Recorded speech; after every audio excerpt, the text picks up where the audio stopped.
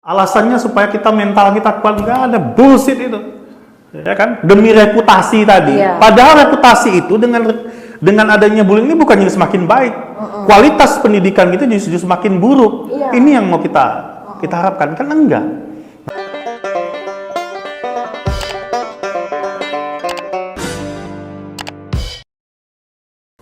Bullying fenomena yang seharusnya tidak pernah terjadi.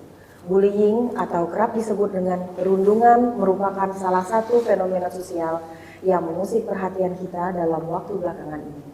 Salah satunya adalah karena pelakunya mulai merambah ke usia muda, seperti para siswa SD maupun SMP.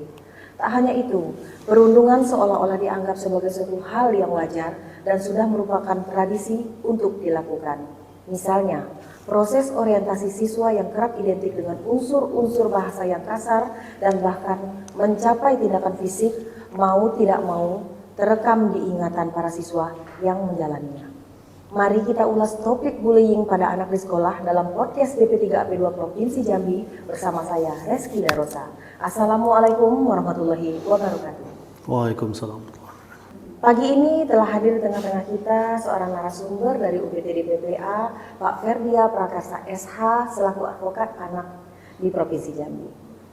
Selamat pagi Bang Ferdi. Selamat pagi Mbak Rizky, apa kabar? Apa kabar? Baik, sehat ya Bang. Oke.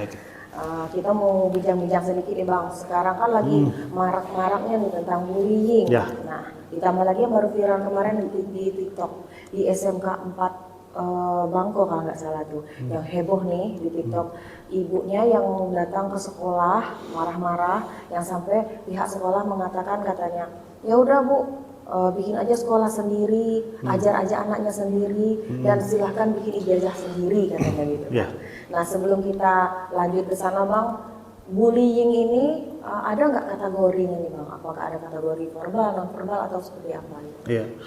Jadi kan kalau kita lihat bullying sekarang kan jadi tema yang menarik ya. Iya. Bahkan menjadi peristiwa atau fenomena yang sangat sering sekali terjadi, terutama di lingkungan pendidikan ya. begitu. Nah jadi bullying sendiri sebenarnya kan bentuk perilaku agresif ya. Bentuk perilaku agresif oleh seseorang atau sekelompok orang ya dengan tujuan sebenarnya kalau kita lihat ya tujuan ini aja, tujuan kesenangan ini individu aja atau kelompok saja. Seru-seruan mungkin menurut betul, mereka. Ya, seru-seruan. Ya. Tapi ternyata tindakan itu yang menurut mereka sebagai sebuah kesenangan, tapi justru itu merugikan atau berdampak negatif pada orang yang dilakukan atau menjadi objek daripada bullying itu. Nah jadi kalau jenisnya kan yang sering kita lihat ya macam-macam kan. Ada bentuknya verbal, non verbal itu bisa fisik. Kemudian bisa bullying cyber begitu kan, macam-macam. Bisa bentuknya fitnah, bisa bentuknya pengucilan, bisa bentuknya pelabelan, diskriminatif, itu juga bagian dari tindakan bullying. Banyak kategori dari Banyak kategorinya gitu. Artinya yang jelas bahwa tindakan itu adalah sebuah tindakan yang bersifat agresif dari satu orang, individu atau ke individu lainnya, atau dari satu kelompok ke kelompok atau individu lainnya. Bang, untuk anak sebagai pelaku nih, pelaku bullying, mau itu bullying secara verbal ataupun yang cyber bilang tadi kan, apakah si anak ini bisa mendapatkan hukum pidana, Bang? Iya, artinya kan kalau tindakan bullying itu memenuhi unsur delik ya bisa dipidana. Bisa dipidana. Artinya kan semua warga negara itu kan bisa dimintakan pertanggungjawabannya secara pidana apabila memang ada delik-delik pidana yang dilanggar. Kalau saya rasa sih kalau jenis-jenis bullying yang saya sebutkan tadi hampir semuanya itu merupakan delik begitu. Delik. Baik itu fitnah, verbal, non verbal, kekerasan fisik, pelabelan, tindakan diskriminatif begitu. Artinya semuanya kan sekarang sudah masuk diatur dalam delik pidana, baik itu menurut undang-undang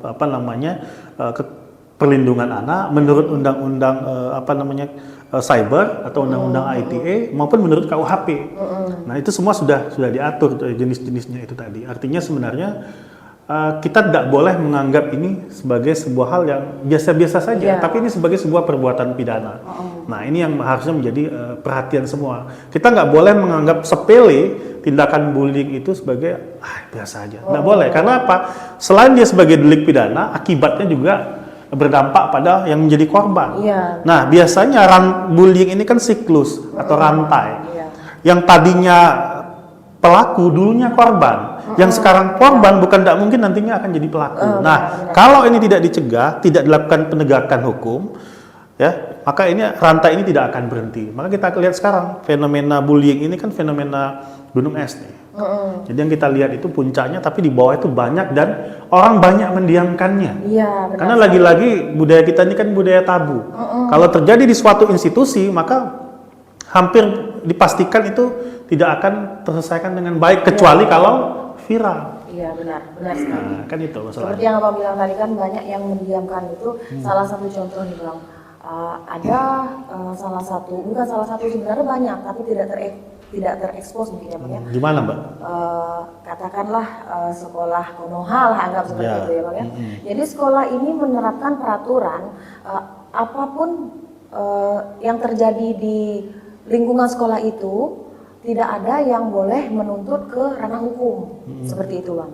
Dan banyak juga sekolah-sekolah yang masih menerapkan perpeloncoan antara senior-senior gitu kan, senior masih menindas junior gitu kan.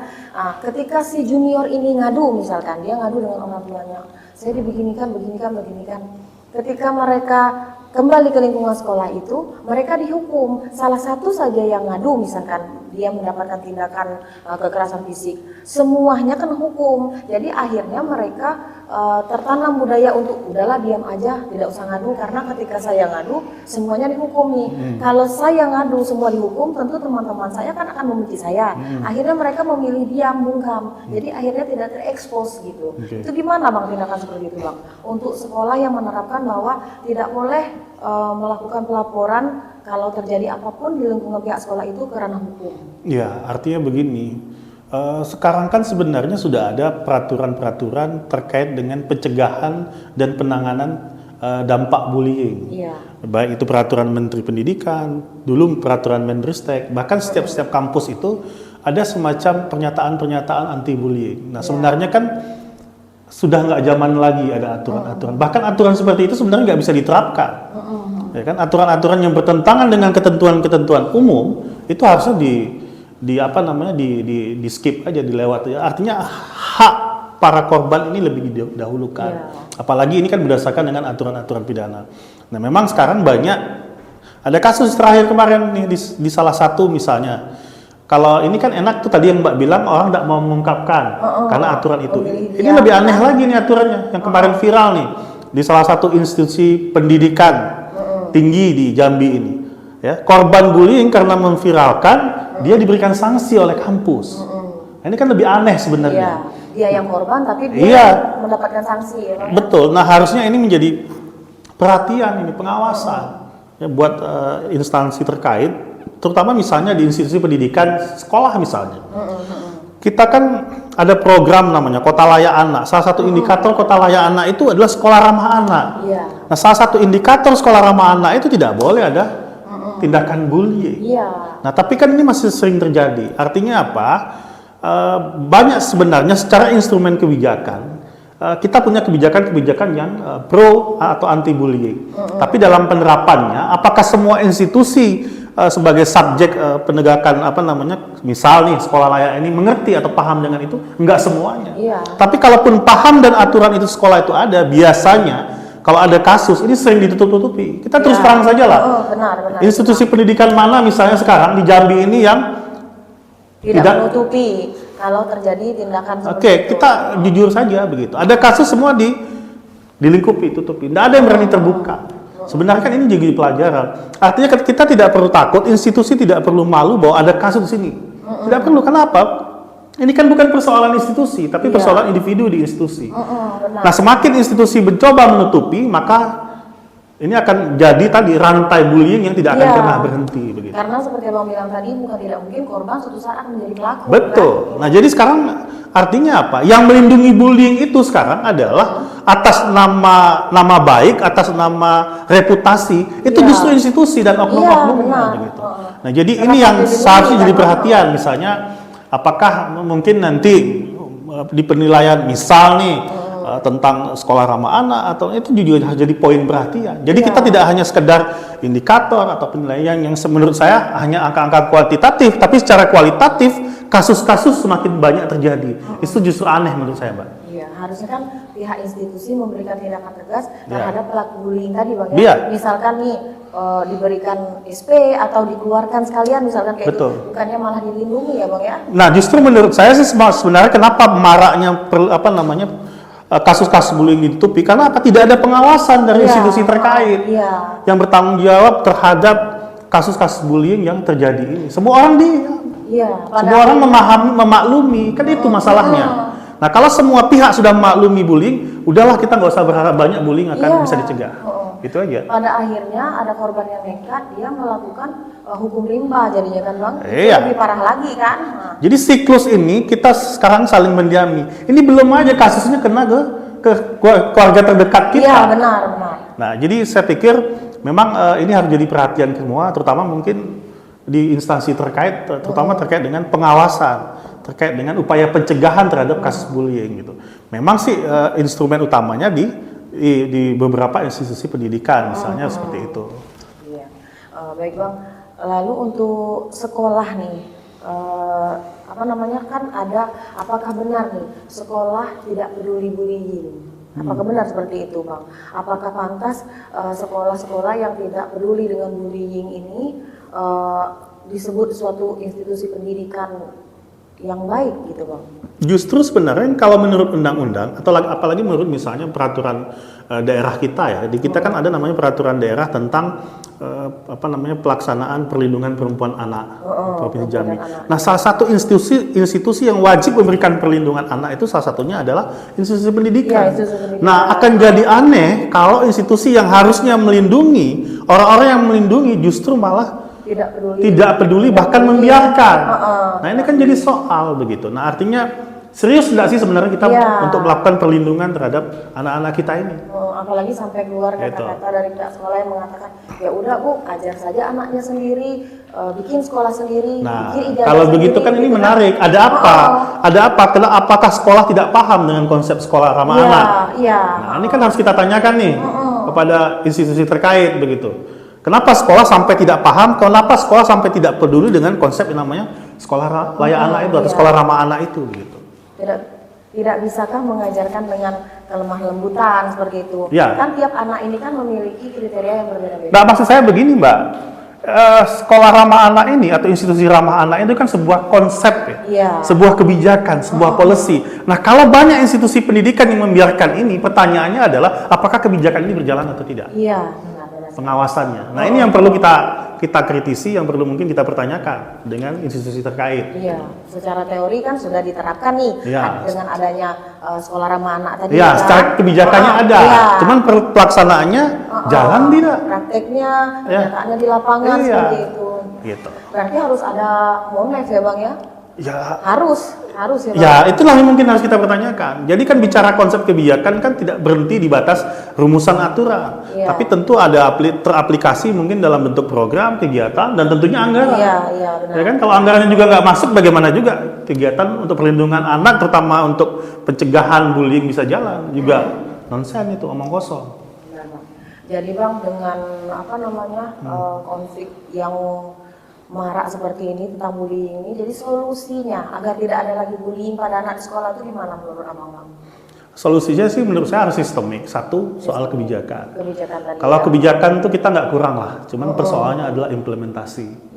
Jadi implementasinya artinya apa? Konsep ini harus jalan di institusi-institusi yang rawan dengan tindakan bullying, terutama anak-anak kita di lingkungan misalnya institusi pendidikan.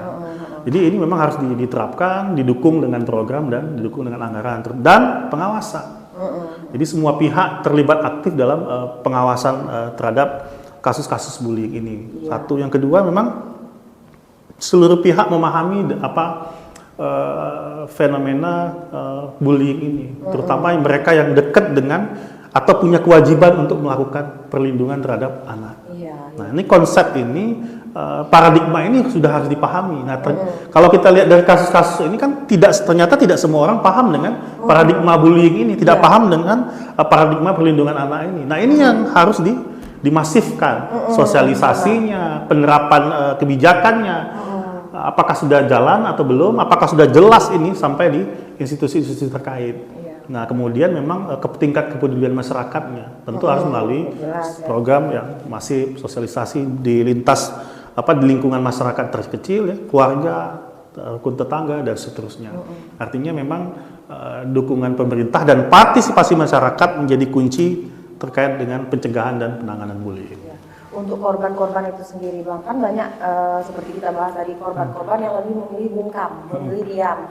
Mungkin mereka malah berurusan dengan ranah hukum seperti itu kan, takut ribet atau segala macam, takut mereka yang tadinya korban malah dilaporkan balik seperti itu. Nah, bagaimana upaya Abang selaku advokat anak itu untuk menumbuhkan rasa kepercayaan diri mereka agar mau mengungkap tindakan yang mereka alami gitu. Misalkan mereka mendapatkan kekerasan nih, bullying atau segala macam, kan mereka memilih bungkam untuk membuat mereka berani bersuara itu seperti apa Bang upaya? Ya. Kalau kita sebagai salah satu pilar penegak hukum, kita memberikan keyakinan ya kepada klien atau korban bahwa itu hak mereka sebenarnya. Kalau mereka tidak bersuara, ya artinya memang hanya akan meneruskan rantai bullying tadi. Maka pendekatannya adalah pendekatan komunikasi, pendekatan psikologis, pendekatan penginformasian tentang hak dan kewajiban hukum mereka begitu. Nah, yang paling penting itu sebenarnya support sistemnya, keluarganya, lingkungan sekitarnya. Orang yang harusnya memberikan perlindungan, mendorong terjadi penegakan hukum, justru ini sebenarnya yang harus menjadi poin penting agar korban mau untuk speak up, mau berbicara. Tapi kan persoalannya sekarang, kenapa orang tidak mau bicara? Itu tadi, karena orang yang punya kewajiban untuk melindungi justru membiarkan. Iya, benar sekali Bang. Nah, ini PR besar kita sebenarnya. Artinya apa? Mengubah paradigma orang yang punya tanggung jawab ini untuk peduli. Bukan membiarkan begitu. Ini PR besarnya di situ saya pikir, Bang. Kadang itu yang memang buat kita geram jadinya Bang ya. Kita kadang pengen bertindak, tapi justru yang harusnya menjadi pihak-pihak yang melindungi, mereka pun juga memilih membiarkan. Jadi akhirnya yang pihak korban ini tadi mau berbuat apa gitu kan? Betul. Sedang kami saja tidak dibiarkan. Salah satunya saya bilang tadi di salah satu institusi pendidikan yang kenapa pada akhirnya korban-korban bullying ini memilih diam karena ketika mereka mengadu tidak direspon. Artinya kita harus begini Mbak, kita harus melihat paradigma ini harus dirubah. Artinya apa? Paradigma peduli untuk membongkar ini haruslah sebuah paradigma yang keren dibanding paradigma kita membiarkan untuk sebuah reputasi. Ini kan persoalannya orang yang biarin ini, yang punya tanggung jawab ini, takut reputasinya hancur. Nah, ini kan jadi soal sebenarnya. Nah, saya pikir ini yang harus dirubah. Ini harus menjadi salah satu view kebijakan, view policy yang tentu oleh pemerintah daerah yang ini harus diterapkan begitu. Artinya paradigma ini harus disosialisasikan dengan masif. Pekerjaannya adalah ini udah jalan belum? Gitu. Cuma di Indonesia ini tidak bisa kita pungkiri bahwa kekuatan netizen itu masih yang nomor satu. Yang cyber itu kan banyak cyber army itu yang memang dia mau membantu ketika kita follow up berita ini ke medsos, mereka bersedia membantu untuk memviralkan. Mungkin hanya itu satu-satunya jalan agar si korban ini bisa dilindungi. Kan banyak nih korban-korban yang pada akhirnya yang dia sudah bersuara tapi tidak ada pembelaan, akhirnya mereka memilih jalan untuk memviralkannya. Ketika sudah viral baru ada tindakan seperti itu. Itu kan cara terakhir sebenarnya. Ketika sistemnya tidak jalan lagi. Akhirnya orang cari cara yang diviralkan saja. Nah, artinya sebenarnya ini juga jadi warning nih buat pemerintah, buat aparat penegak hukum bahwa kenapa setelah ada kebuntuan dalam misalnya untuk penegakan penanganan bullying gitu. Nah, ini yang jadi soal gitu. Baik Bang Ferdi, terima kasih banyak.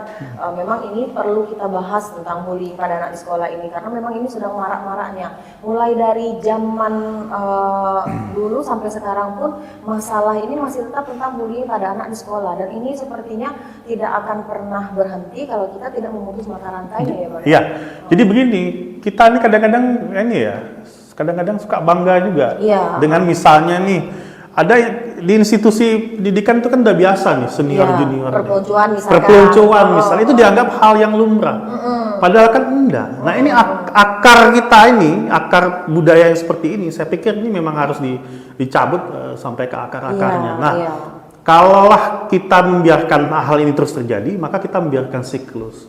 Maka sebenarnya orang yang mendiamkan itu lebih berbahaya daripada pelakunya. Nah itu juga. Dipendam akhirnya betul. Nanti dendam malah berpotensi menjadi pelaku. Betul. Ya, Jadi penyelesaian bullying ini tidak bisa penyelesaian yang sifatnya kasuistik, individual antara pelaku dengan korban. Tapi harus diterapkan dengan penggunaan mekanisme sistem. Ya, sistem pencegahannya, sistem penanganannya, dan sistem penegakan hukumnya. Nah sekarang persoalannya kenapa bullying ini terjadi, sistemnya nggak jalan. Kita harus akui itu. Sehingga kalau sistem itu udah jalan, bullying tidak perlu terjadi, kan seperti itu ya? Minimal bullyingnya bisa kita minimalisir gitu. Abang kan di UPTD nih, advokat anak di UPTD. Ada nggak Bang nih anak-anak yang melaporkan orang tuanya ya, yang datang ke UPTD PPA melaporkan kasus tentang bullying pada anak ini? Banyak ya. Salah satunya yang paling parah nih Bang. Salah satunya terjadi misalnya di sekolah yang dulu kita anggap itu sekolah yang sangat berkualitas lah di Provinsi Jambi ini. Tapi ternyata tadi saya bilang karena konsep di dalam kampus sekolah itu senior junior perpeloncoan tadi, maka makin lama makin terjadi, kemudian ada persoalan di situ, terjadilah tadi misalnya tawuran, perkelahian yang berdampak secara luas. Nah lucunya ini ada usaha untuk menutup-nutupi, ya, bukan usaha untuk memperbaiki, bukan dengan terbuka akui bahwa ada soal di situ akan kita perbaiki, tidak. Nah ini kan penyakit kita kan seperti itu, penyakit institusi yang harusnya melindungi tadi itu justru menutupi. Gitu ya? Saya bilang melindungi bukan menutupi. Melindungi pelaku, kita harus jujur aja lah, ya kan, demi reputasi tadi. Padahal reputasi itu dengan adanya bullying ini bukannya semakin baik, kualitas pendidikan kita justru semakin buruk. Ini yang mau kita harapkan, kan enggak. Nah, saya nggak ngerti kenapa cara berpikirnya seperti itu. Nah, jadi saya pikir banyak itu beberapa kasus setahun 2 tahun yang lalu itu ada juga kasus di institusi pendidikan, tawuran segala macamnya begitu. Artinya bullying juga sekarang kan masuk juga misalnya dalam bullying cyber misalnya kan. Kemudian oleh lingkungan teman-teman sekitar itu juga terjadi begitu. Itu kasus-kasus yang pernah kita temui ya. Intinya budaya bullying ini sekarang menjadi fenomena gunung es, fenomena yang itu udah jamak terjadi. Nah persoalannya kita mau menganggap ini sebagai hal yang berbahaya atau tidak. Nah kan yang kita lihat sekarang kan orang udah biasa-biasa aja tuh dengan bullying. Kalau nggak diviralin, orang nggak jadi atensi. Akhirnya gitu. Tidak viral ya dibiarkan. Biarkan aja. Sudah viral baru ditindak. Nah. Kayak kasus perpeloncoan ini Bang, itu tuh sebenarnya fungsinya untuk apa Bang? Kan di setiap institusi ini pasti ada sistem perpeloncoan. Senior sebenarnya bukan menganiaya, karena saya juga ada sistem seperti itu dulu senior junior, tapi tidak menganiaya secara fisik. Mereka itu hanya senior ini tadi hanya memberikan supaya junior ini mempunyai ketahanan mental, tapi tidak membentuk fisik, istilahnya tidak memberikan kekerasan fisik. Jadi ketika saya sudah jadi senior, saya membuat seperti yang senior saya lakukan, tapi juga tidak melakukan kekerasan fisik, hanya untuk supaya. Tapi itu sorry saya potong, itu bullying. Itu bullying. Kenapa? Itu perilaku agresif. Apa tujuannya? Apakah ada sekarang begini? Apakah ada ukurannya secara ilmiah? Tidak. Secara psikologis misalnya, apakah tindakan perpeloncoan itu orang otomatis kuat secara mental? Enggak. Bukan, maksudnya gini. Secara dia kan anggaplah katakanlah misalnya sekolah kesehatan nih. Iya, paham dia saya. mau diminta untuk jujur aja institusi kedinasan, saya sebut saja, kan hampir semuanya begitu tuh. Tapi dia tidak melakukan kekerasan fisik, hanya saja melatih fisiknya agar lebih kuat gitu. Kalau kita kembalikan ke definisi bullying, itu bullying apa itu? Itu tindakan agresif ya? Kan? Untuk apa coba? Tujuannya apa? Adakah SOP yang mengatakan tindakan perpeloncoan itu bagian dari upaya pendidikan? Saya rasa tidak ada di dokumentasi pendidikan manapun, itu tidak ada. Tapi ada juga senior yang berdalih seperti ini. Misalnya kita sebut nih sekolah dulu yang pernah meninggal tahun 2000-an misalnya. Kita sebut saja institusi untuk para pamong misalnya. Ada yang meninggal. Iya. Kan itu awalnya dari perpeloncoan. Semua yang, ya misalnya ada juga di institusi kampus negeri tertentu misalnya, ya yang ospek segala macam, banyak juga yang meninggal. Cuman nggak terekspos saja. Sudah keterlaluan. Tapi faktanya apa? Kita nggak pernah bisa berhenti untuk menghentikan tindakan-tindakan atau kegiatan aktivitas seperti itu. Faktanya apa? Jalan terus. Gitu. Nah, sekarang kalau kita mau jujur terhadap tindakan perpeloncoan ini, ya, kenapa kita menganggapnya biasa? Itu hal yang lumrah, ya. Alasannya supaya kita mental kita kuat, nggak ada, bullshit itu. Ya. Berarti itu termasuk Kecuali ini institusi militer atau kepolisian, itu jelas ukurannya begitu. Oh iya.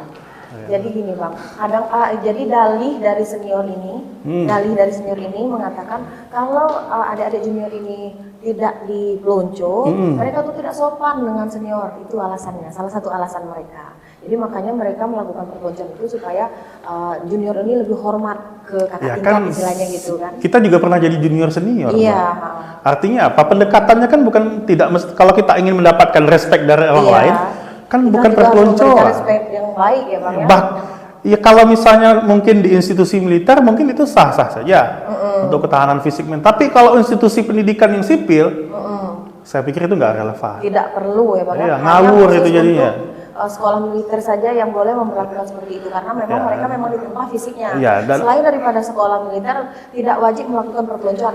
Militer pun kan ada ukurannya, Mbak. Iya. Yang nggak, misalnya nggak asal gebuk aja kan enggak. Iya. Ada ukuran-ukurannya begitu. Nah kalau sipil urusannya apa? Iya benar. Mau jadi untuk apa coba? Yang akhirnya apa? Rantainya rantai bullying yang tidak pernah berhenti. Kita perhatikan deh di institusi. Nah maka sekarang kan kayak ospek di kampus negeri kan udah mulai ada perubahan tuh. Walaupun sebenarnya masih ada juga nih kelakuan-kelakuan. Masih ringan-ringan lah. Nah, tapi gitu sekarang mungkin ada perubahan. Kalau zaman dulu jangan. Memang betul-betul menempah fisik gitu ya. Betul gitu. Baik Bang, terima kasih sekali nih atas waktunya sudah hadir di podcast DP3AP2 ini memberikan sharing tentang bullying pada anak di sekolah. Sebelum kita tutup, mungkin saya ingin sedikit mendengarkan statement closing dari Bang Ferdi. Silakan Bang. Ya baik, jadi kalau bullying ini saya pikir merupakan fenomena gunung es ya. Iya. Akar-akar kekerasan yang terjadi di lingkungan kita, terutama di lingkungan institusi pendidikan. Iya. Artinya saya pikir semua pihak, pemerintah dan masyarakat sudah harus sangat serius untuk melakukan upaya-upaya pencegahan dan penanganan bullying ini. Baik itu berupa kebijakan maupun berupa partisipasi masyarakat. Iya. Saya pikir itu. Terima kasih Bang Ferdi atas statement closing-nya. Sedikit saya tarik kesimpulan bahwa pemerintah dan masyarakat diharapkan untuk lebih peduli terhadap bullying ini, baik pencegahan maupun penanganannya. Sekian podcast hari ini, saya ucapkan Assalamualaikum warahmatullahi wabarakatuh. Waalaikumsalam.